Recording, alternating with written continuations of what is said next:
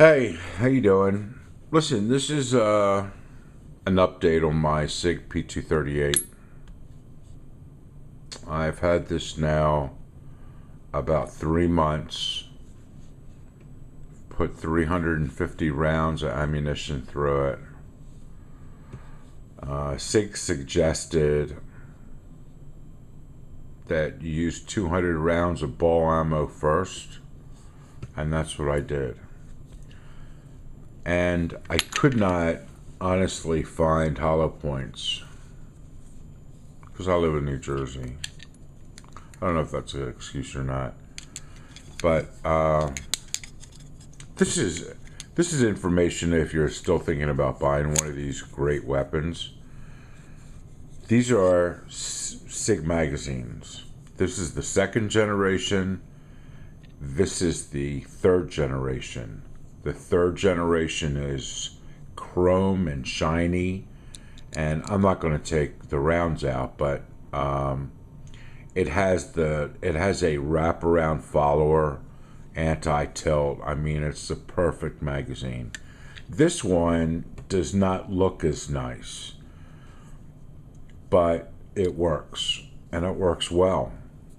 I haven't had any problems with this weapon at all. No failures to feed, no failures to eject. And there's two things I'm going to attribute that to with buying a Sig P238.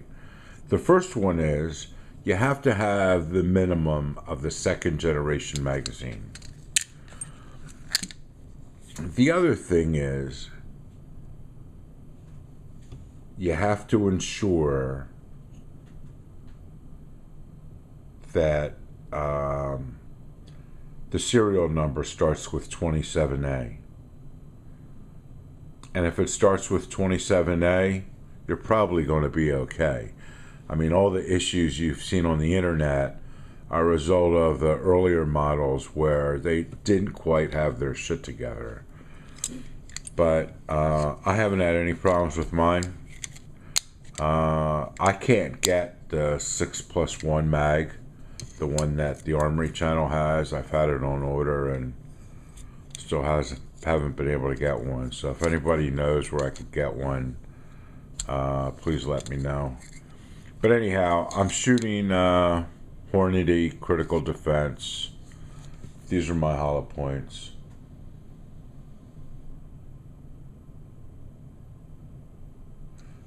I live in the state of New Jersey, so you know it's kind of complicated, so I'm not going to explain it to you. Not now. But anyhow, I did some mods to it, and this is one of the mods I did. Took all the paint off the barrel. It all started to come off anyhow. But I used 2400 grit paper on this. Emory paper. I didn't use a buffing wheel. I didn't use olive oil or vinegar or whatever you guys do. I just used 2400 grit paper on it, and it didn't leave any scratches. All the paint came off. Took me 20 minutes. I even did the ramp, a little bit in there. I didn't do the entire guide rod, but I did the part that matters. So that's really what I wanted to show you. And you'll see some of the older models go back together a little bit differently. The Armory channel, he has the spring on his is different.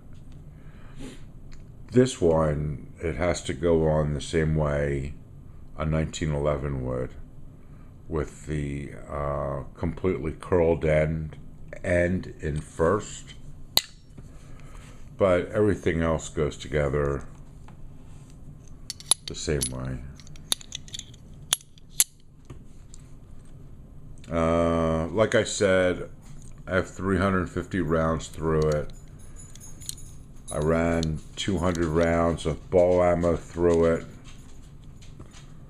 That's what I was told that Sig suggests you do. I don't remember reading that in the manual, but whatever. I'm cool with that. I had a hard time finding hollow points anyhow, unless I was going to order them off the internet. So I really didn't have a problem with having to do that.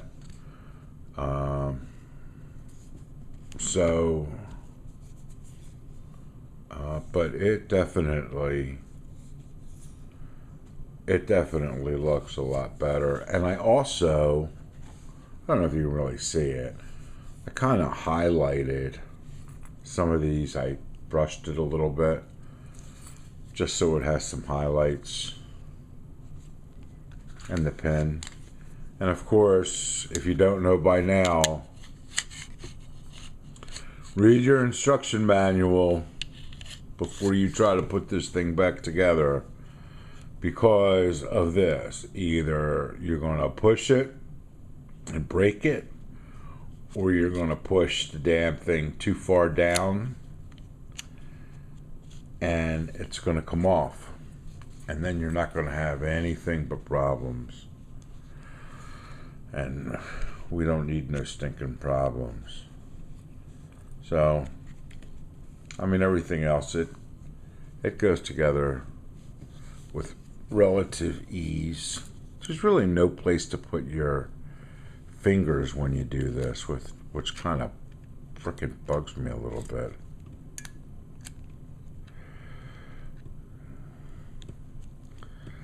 When you have this thing like hyperextended.